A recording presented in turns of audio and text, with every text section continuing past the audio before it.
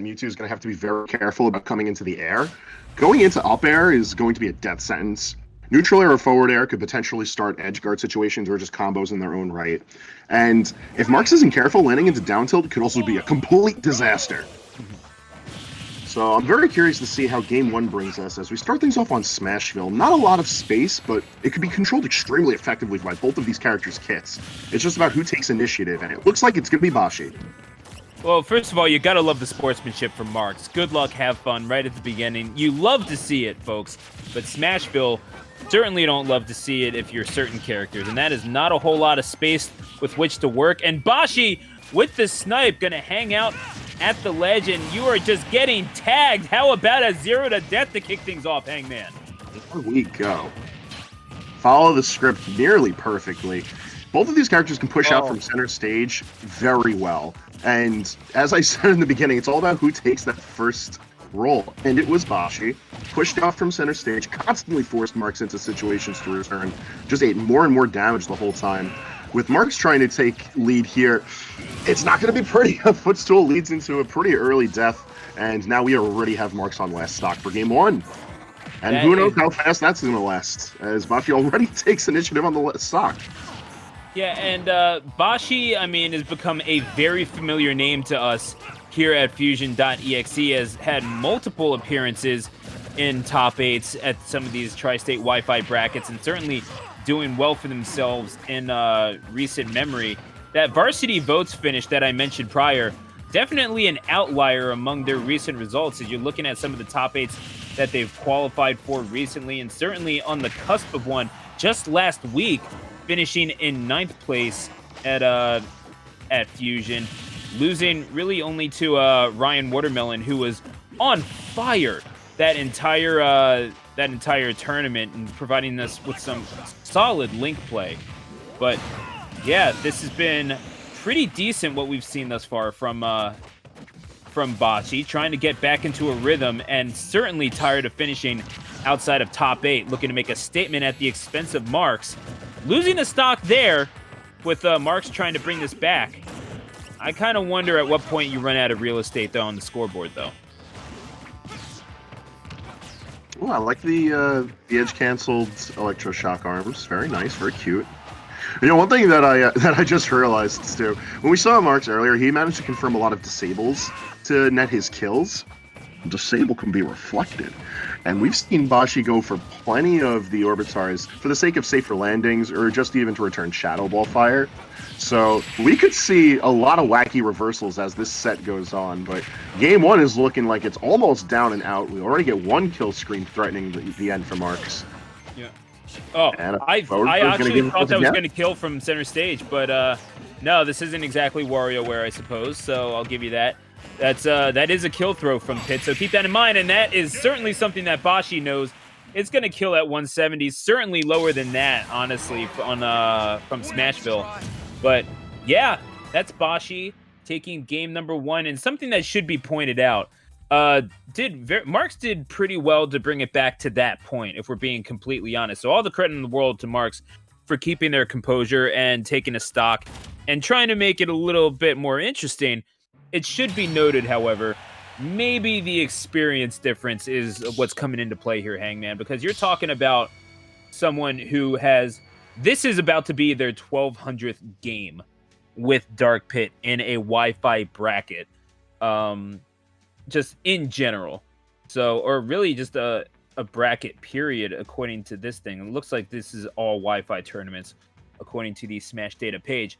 But Marx still relatively new to these tournaments at large.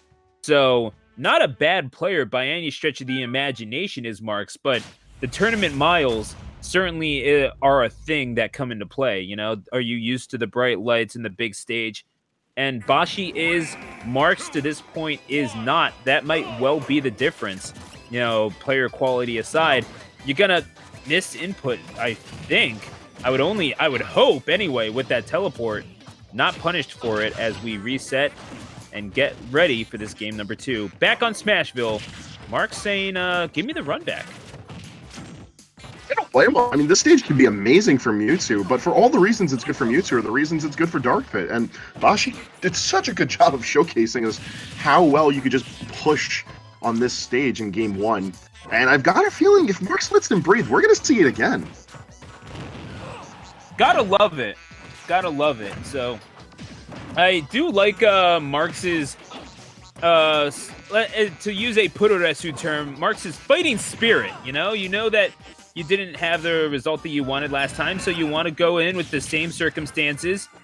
It's just the sporting measure of it, and just like that, look at that. You swing the tail, get him off stage, and all of a sudden you have Bashi up against the ropes a little bit, confirms into fair, and stock number 1 is yours. I'm impressed with what I'm seeing from Marx.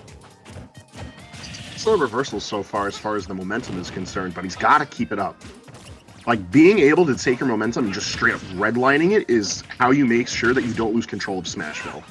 Because your opponent could take total stage control, but if you could force them into really bad situations where they're taking lots of damage, potentially losing early stocks, like, it could swing completely in a 180, just like that. The stage doesn't leave you a lot of space to run away, and likewise doesn't leave you a lot of stage to defend.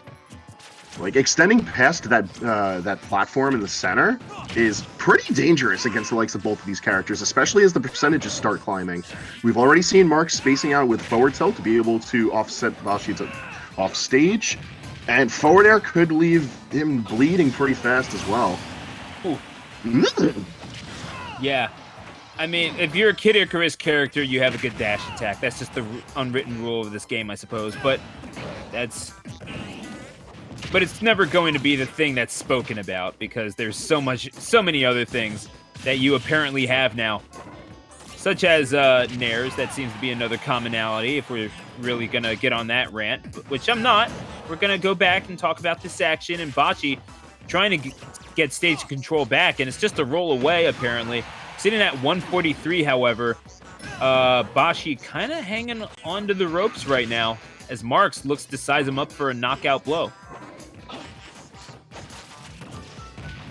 One thing that Bashi has to be grateful for at this point in time is that he's way out of the confusion to forward air, but I guess confusion into interruption and then up tilt will work. This is a bit of an odd instance, but worked out really nicely for Marx. Sitting in a pretty considerable lead, but he's got to hold on to this as best as he can. If he can rip away all of that momentum from Game 1 from Bashi, this is looking like a full set reversal.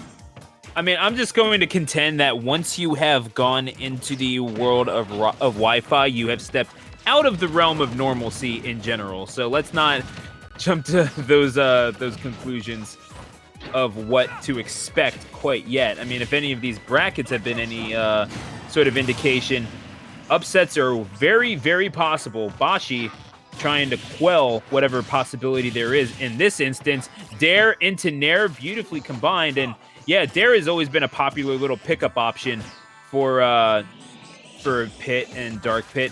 Kind of works in the same vein as Meta Knight's Dare, where it can just combo into itself at times and scoop people up.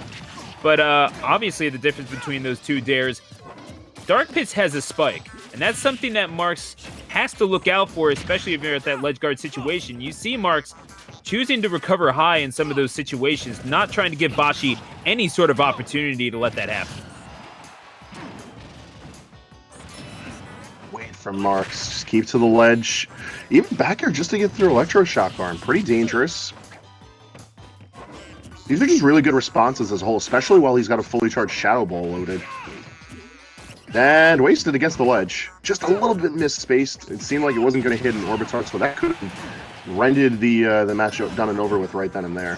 But that second least in life could be all that Bashi needs as he's still hunting for this kill. Yeah, Marx is getting bloodthirsty, and you overextended just a little bit. The taunt at the end by Bashi. Bring not that mess into my house, says Bashi. And yeah, that's tournament miles coming into play there. So catch that get up with the up smash, and out goes your opposition and up into top 16.